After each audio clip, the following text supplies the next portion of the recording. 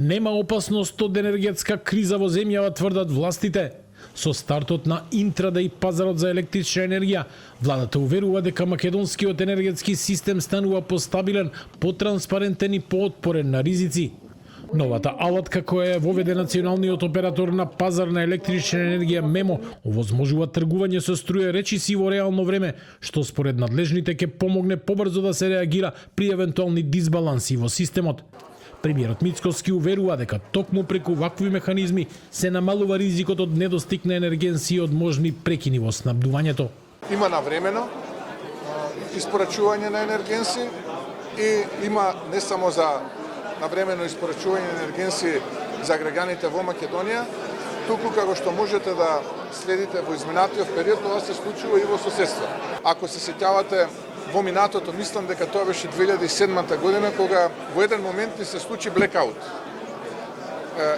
Преку ваквите тргувања нема да имаме дисбаланс на системот и ризик фактори кои што може да не однесат до една таква состојба на блекаут. Денешното тргување на интрадеј пазарот започна со 21 регистриран учесник.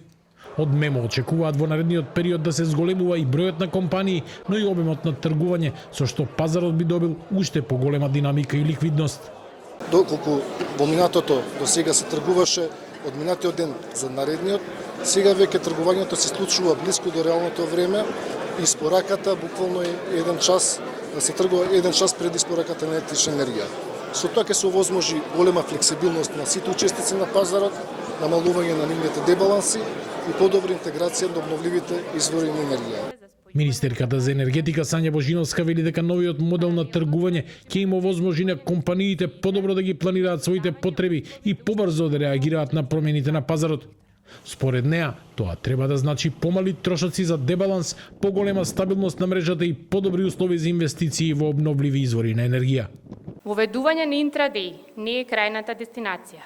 Ова е само почетна станица за нашето целосно интегрирање во европското енергетско семејство.